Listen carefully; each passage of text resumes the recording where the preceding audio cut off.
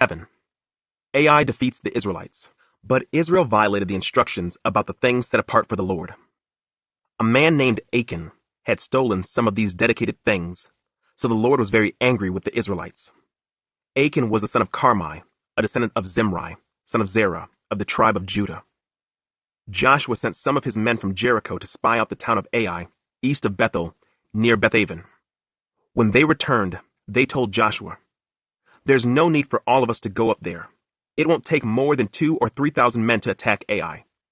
Since there are so few of them, don't make all our people struggle to go up there." So approximately 3,000 warriors were sent, but they were soundly defeated. The men of Ai chased the Israelites from the town gate as far as the quarries, and they killed about 36 who were retreating down the slope. The Israelites were paralyzed with fear at this turn of events, and their courage melted away. Joshua and the elders of Israel tore their clothing in dismay, threw dust on their heads, and bowed face down to the ground before the ark of the Lord until evening. Then Joshua cried out, "O sovereign Lord, why did you bring us across the Jordan River if you are going to let the Amorites kill us? If only we had been content to stay on the other side. Lord, what can I say now that Israel has fled from its enemies? For when the Canaanites and all the other people living in the land hear about it, they will surround us and wipe our name off the face of the earth. And then what will happen to the honor of your great name?" But the Lord said to Joshua, "Get up. Why are you lying on your face like this?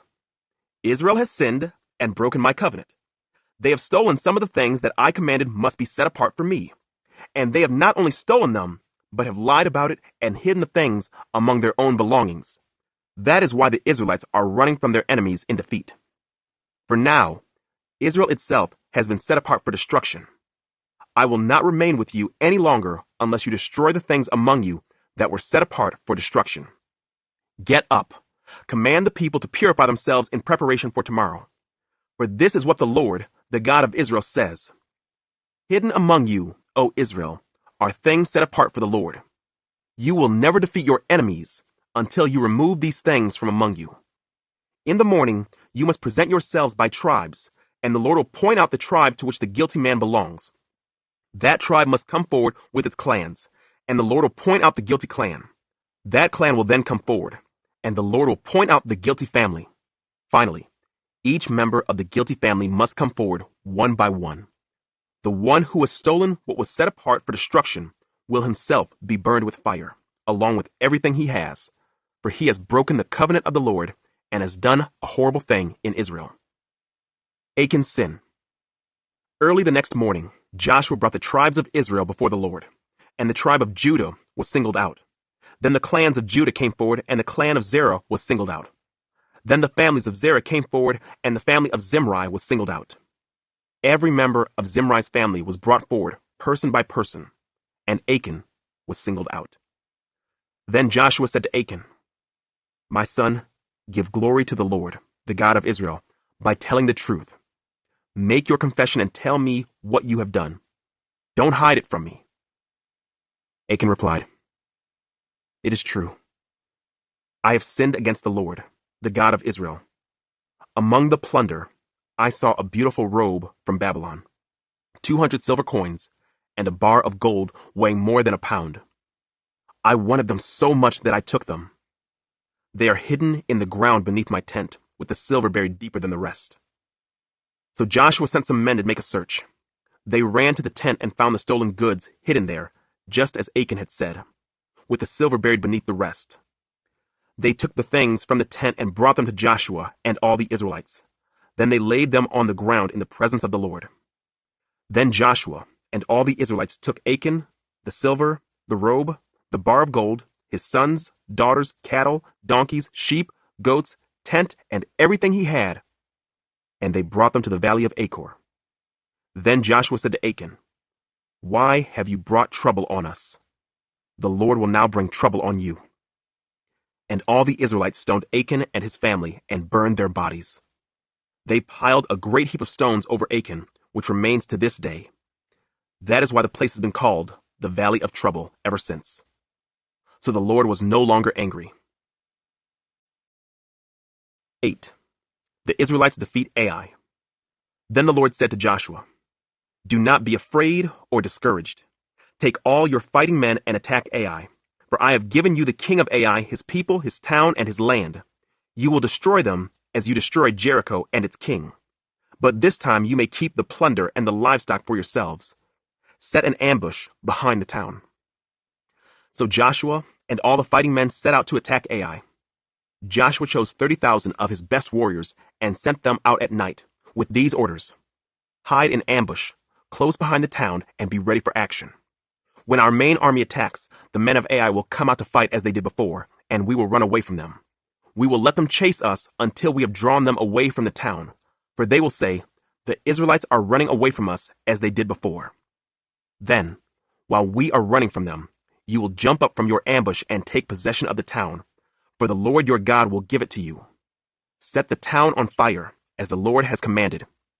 You have your orders."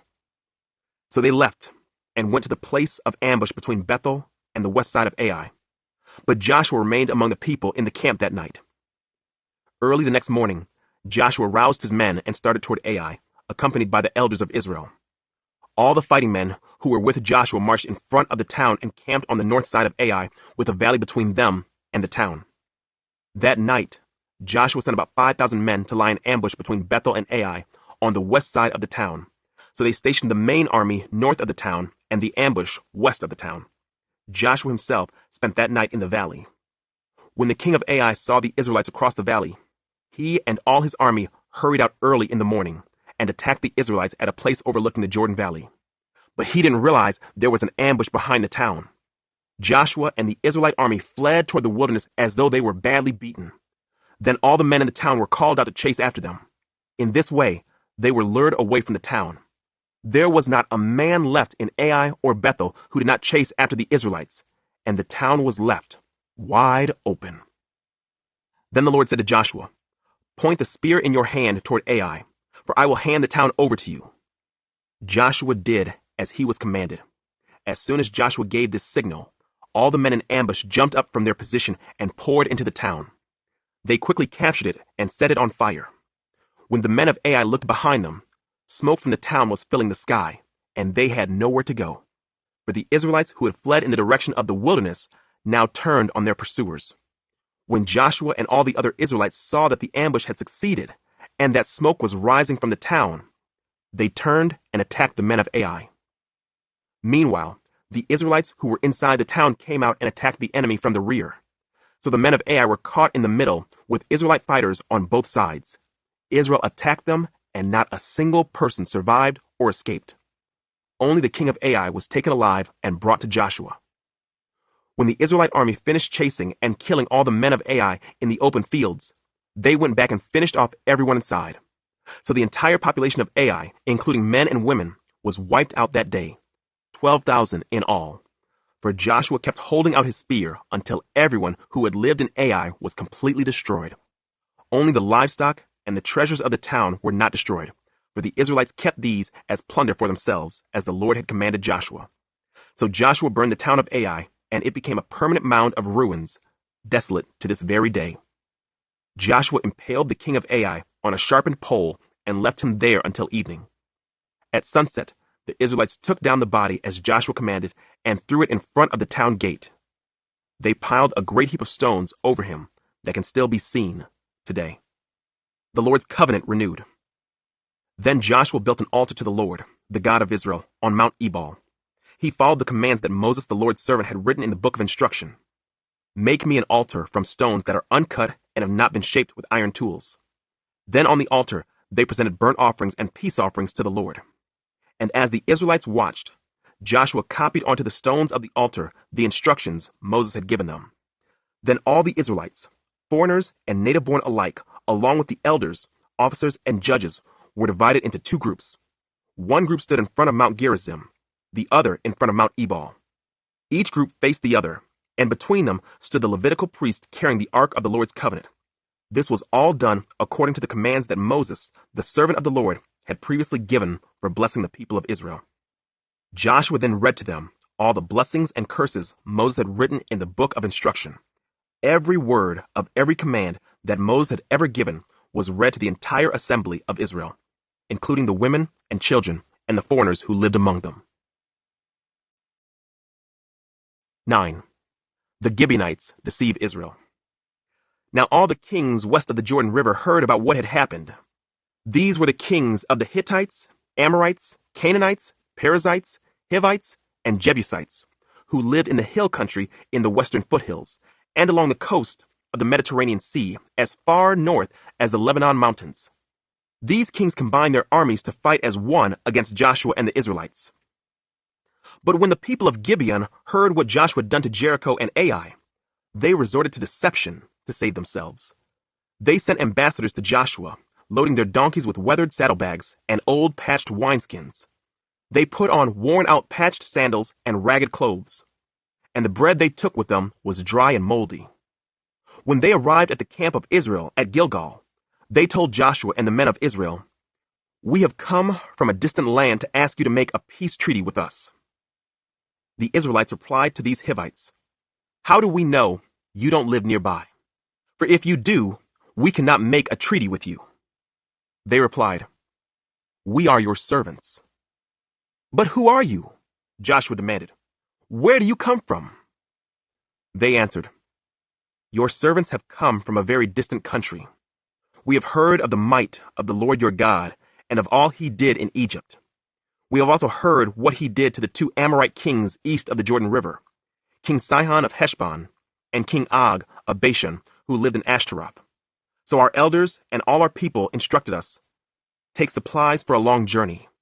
Go meet with the people of Israel and tell them, we are your servants. Please make a treaty with us. This bread was hot from the ovens when we left our homes. But now, as you can see, it is dry and moldy. These wineskins were new when we filled them, but now they are old and split open, and our clothing and sandals are worn out from our very long journey. So the Israelites examined their food, but they did not consult the Lord. Then Joshua made a peace treaty with them and guaranteed their safety, and the leaders of the community ratified their agreement with a binding oath. 3 days after making the treaty, they learned that these people actually lived nearby. The Israelites set out at once to investigate and reached their towns in 3 days. The names of these towns were Gibeon, Kephirah, Beeroth, and Kiriath Jearim. But the Israelites did not attack the towns, for the Israelite leaders had made a vow to them in the name of the Lord, the God of Israel. The people of Israel grumbled against their leaders because of the treaty. But the leaders replied, "Since we have sworn an oath in the presence of the Lord, the God of Israel, we cannot touch them.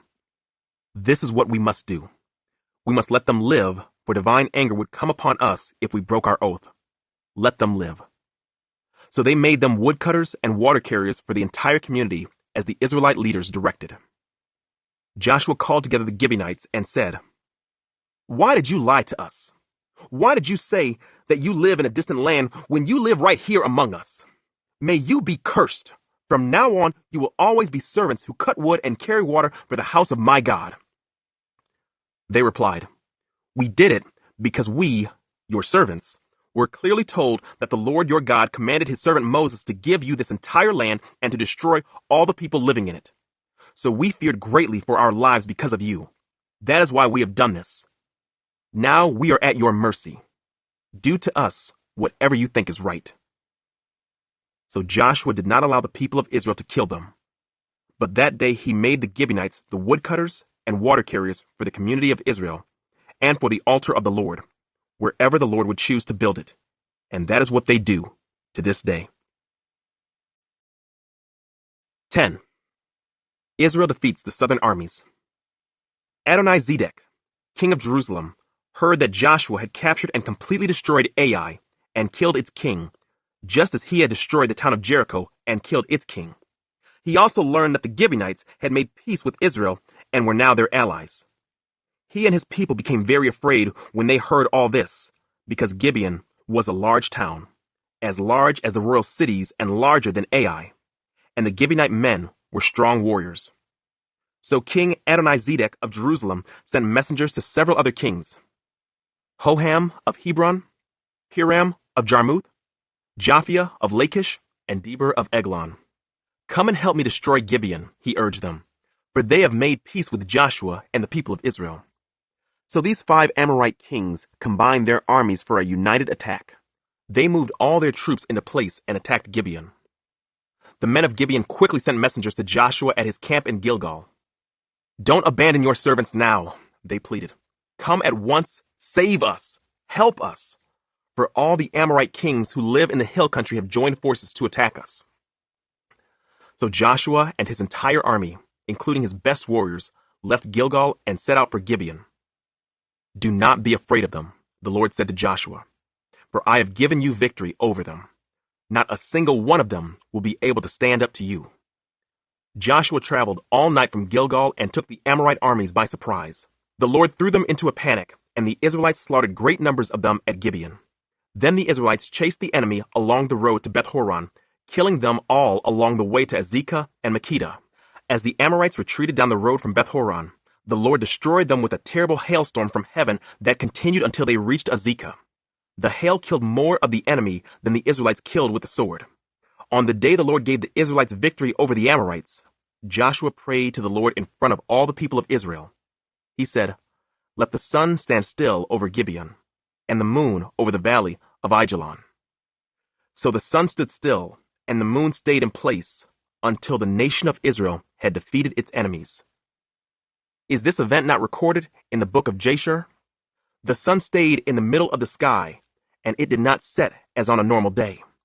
There has never been a day like this one before or since when the Lord answered such a prayer. Surely the Lord fought for Israel that day. Then Joshua and the Israelite army returned to their camp at Gilgal. Joshua kills the 5 southern kings.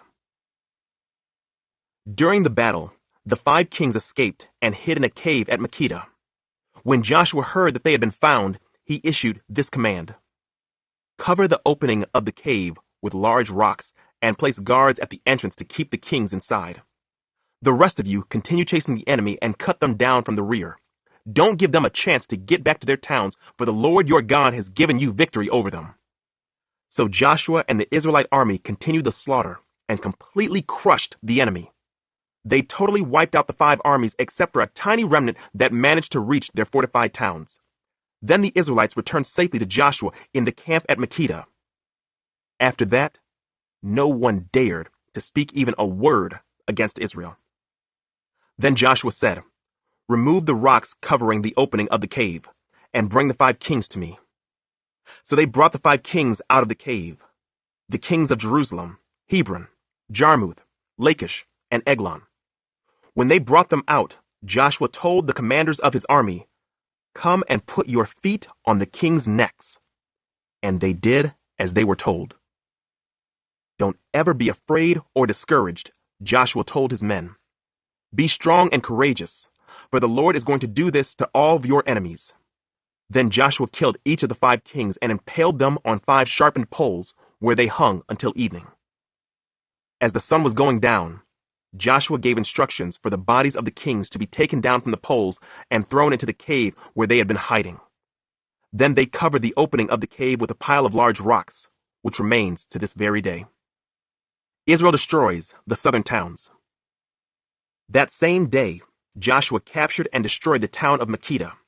He killed everyone in it, including the king, leaving no survivors. He destroyed them all, and he killed the king of Makkedah as he had killed the king of Jericho. Then Joshua and the Israelites went to Libnah and attacked it. There, too, the Lord gave them the town and its king. He killed everyone in it, leaving no survivors. Then Joshua killed the king of Libnah as he had killed the king of Jericho. From Libnah, Joshua and the Israelites went to Lachish and attacked it. Here again, the Lord gave them Lachish. Joshua took it on the second day and killed everyone in it, just as he had done at Libnah. During the attack on Lachish, King Horam of Gezer arrived with his army to help defend the town, but Joshua's men killed him and his army, leaving no survivors. Then Joshua and the Israelite army went on to Eglon and attacked it. They captured it that day and killed everyone in it.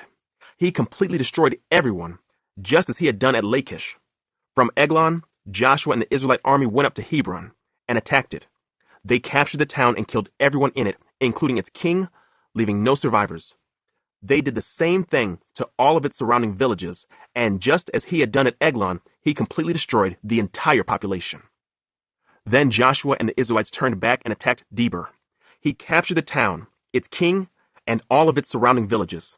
He completely destroyed everyone in it, leaving no survivors. He did to Debir and its king just what he had done to Hebron and to Libnah and its king. So Joshua conquered the whole region, the kings and people of the hill country, the Negev, the western foothills, and the mountain slopes. He completely destroyed everyone in the land, leaving no survivors, just as the Lord, the God of Israel, had commanded. Joshua slaughtered them from Kadesh Barnea to Gaza, and from the region around the town of Goshen up to Gibeon. Joshua conquered all these kings and their land in a single campaign, for the Lord, the God of Israel, was fighting for his people.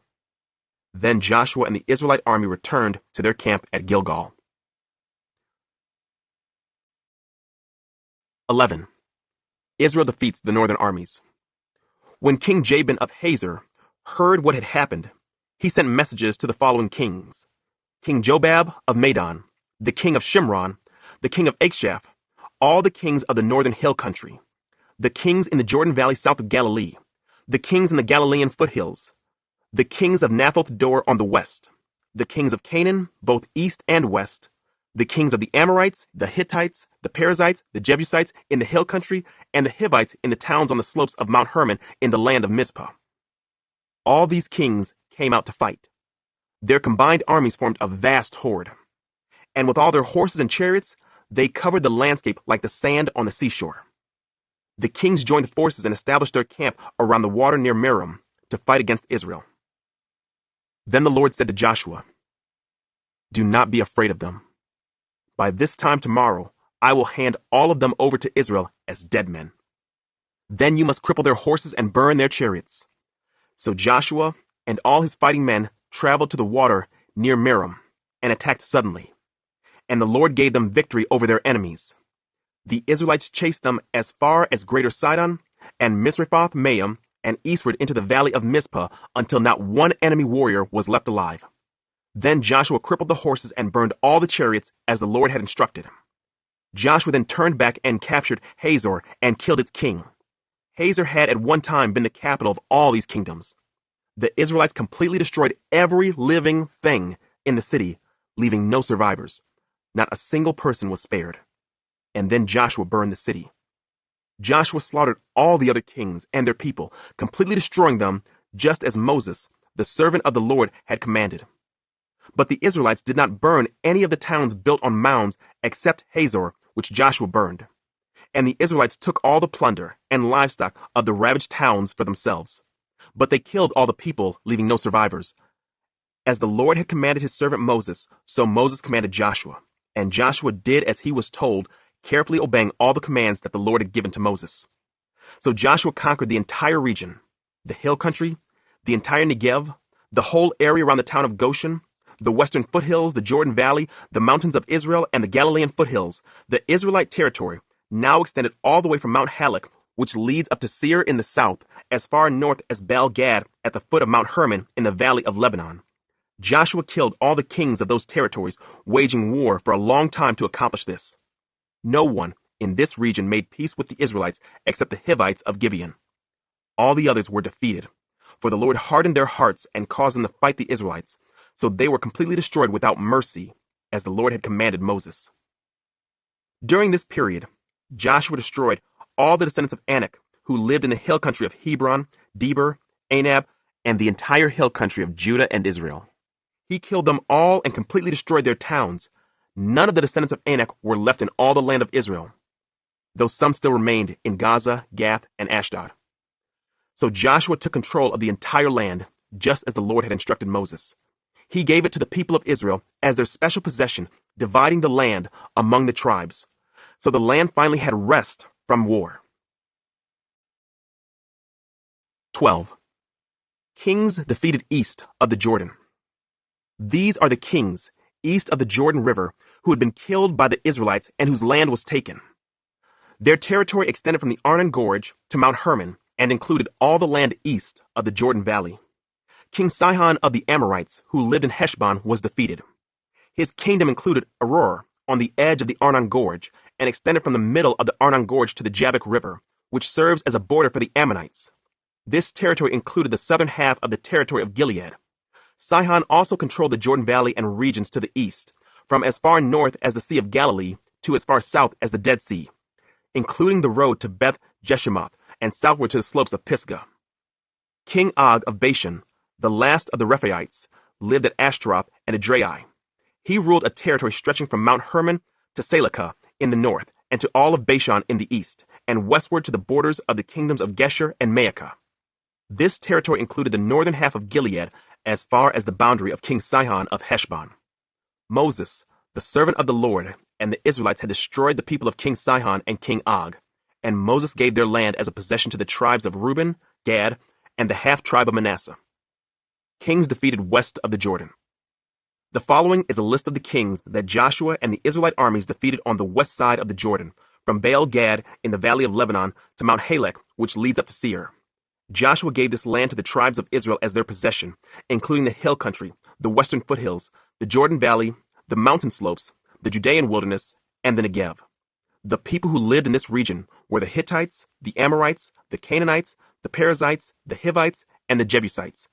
These are the kings Israel defeated: the king of Jericho, the king of Ai near Bethel, the king of Jerusalem, the king of Hebron, the king of Jarmuth, the king of Lachish, the king of Eglon, the king of Gezer, the king of Debir, the king of Geder, the king of Hormah, the king of Arid, the king of Libnah, the king of Adullam, the king of Makkedah, the king of Bethel, the king of Tappuah, the king of Hepher, the king of Aphek, the king of Lasharon, the king of Madon, the king of Hazor, the king of Shimron Meron, the king of Akshaph, the king of Taanach, the king of Megiddo, the king of Kedesh, the king of Jokneam in Carmel, the king of Dor in the town of Naphoth Dor, the king of Goyim in Gilgal, the king of Tirzah.